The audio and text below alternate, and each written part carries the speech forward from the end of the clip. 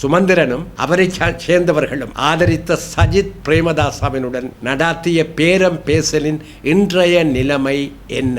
பேரம் பேசலுக்கு இந்த அதிகார போட்டி பயன்படுத்தப்பட்டிருக்க வேண்டும். அதற்கு மாறாக அரியநேத்திரனை வேட்பாளராக நிறுத்தினார்கள் என்ற வகையிலே அவருடைய கருத்து அமைந்திருக்கிறார். தாங்கள் பாவித்தோம் என்று ஒரு ஒப்புதல் வாக்குமூலத்தை சுமந்திரனை கூறியிருக்கிற பின்னணியிலே அந்த பேரம் பேசலுக்கு என்ன நடந்தது? இவ்விதம் தமிழ் மக்களுடைய அரசியல் எதிர்காலத்தோடு பொறுப்பின்றி விளையாடக்கூடாது. எல்லோருக்கும் நன்கு தெரிந்த விடயம், ஜனாதிபதி ஆவதற்காக அரியநேத்திரன் நிறுத்தப்பட்டிருக்கவில்லை.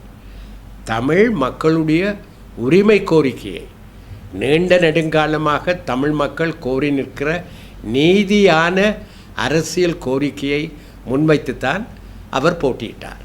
அரியநேத்திரனை தமிழ் மக்கள் நிராகரிக்கிறார்கள் என்று திரு சுமந்திரன் கூறுகிற பொழுது அவர் இந்த 3 பிரதான சிங்கள வேட்பாளர்களும் முன்வைத்த வெவ்வேறான ஆனால் அடிப்படையிலே தமிழ் மக்களுக்கான அரசியல் நீதியை முற்று முழுதாக வழங்குவதிலிருந்து தவறி தமிழ் மக்களுக்கான அரசியல் தீர்வு என்பது நிரந்தரமானதாகவும் திட்டவட்டமானதுமாக அவர்களால் முன்வைக்கப்பட்டிராத நிலையிலே அந்த நிலைப்பாட்டை தமிழ் மக்கள் ஆதரித்திருக்கிறார்கள் என்று சொல்ல வருகிறாரா என்றுதான் நாங்கள் கேட்க விரும்புகிறோம்.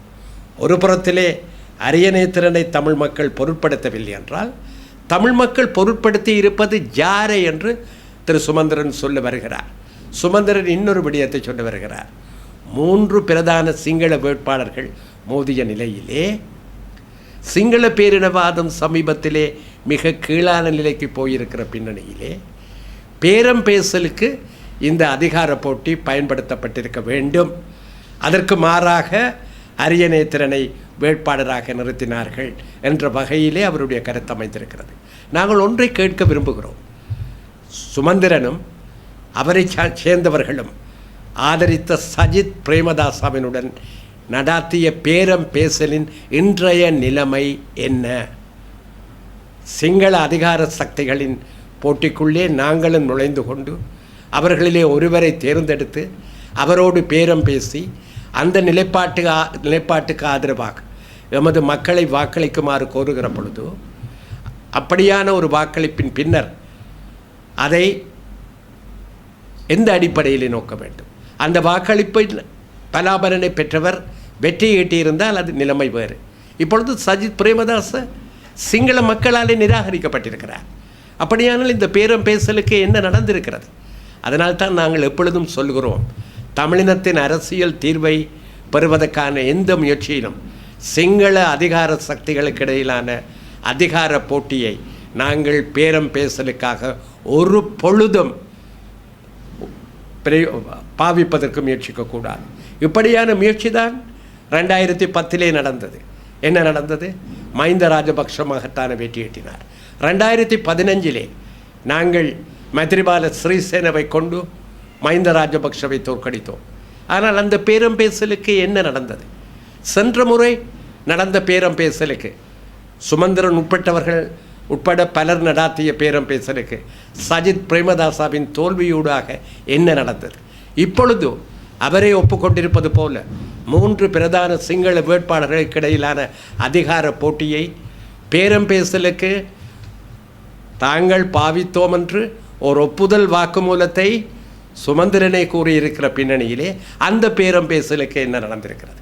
ஆட்சி பீடத்திற்கு சிங்கள பெரும்பான்மை மக்களின் பேராதரவோடு தமிழர்கள் முஸ்லிம்கள் உட்பட சிறுபான்மை மக்களிடம் இருந்து மிக மிக அற்பமான ஆதரவை மாத்திரமே பெற்றுக்கொண்டிருக்கிற ஒரு வேட்பாளர் புதிய ஜனாதிபதியாக வந்திருக்கிறார். அப்படியானால் பேரம் பேசல் எங்கே போயிருக்கிறது? அதனால்தான் நாங்கள் திட்டவட்டமாக சொல்ல விரும்புகிறோம், தமிழரசு கட்சியில் உள்ள ஒரு சிறு குழுவினர் இவ்விதம் தமிழ் மக்களுடைய அரசியல் எதிர்காலத்தோடு பொறுப்பின்றி விளையாடக்கூடாது. புதிய அரசாங்கம் ஒன்று அமையப் போகிறது. ஜனாதிபதி வந்திருக்கிறார். எந்த அடிப்படையிலே இவர்கள் பேரம் பேசப் போகிறார்கள்? யாருடன் பேசப் போகிறார்கள்?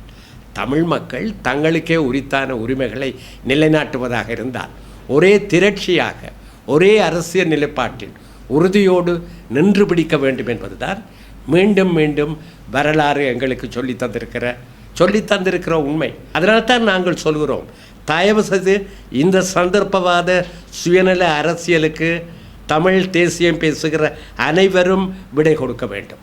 குறிப்பாக தமிழரசு கட்சியினுடைய சுமந்திரன் அணி விடை கொடுக்க வேண்டும். அதை விடுத்து துணிச்சலோடு தமிழினத்தின் தேசிய அபிலாஷைகளை முன்வைத்து போட்டியிட்ட வேட்பாளர் பெற்றிருக்கிற கணிசமான ஆதரவை மலினப்படுத்துகிற கருத்துக்களை தொடர்ந்து கூறுவதற்கு அவர்கள் முயற்சிக்கக்கூடாது. அது எடுபடாது. ஏனெனில் அது உண்மைக்கு புறம்பானது. புள்ளி விவரங்கள் வேறு விடயத்தை, வேறு ஒரு உண்மையை தெளிவாக சொல்லி நிற்கின்றன. நன்றி நண்பர்களே.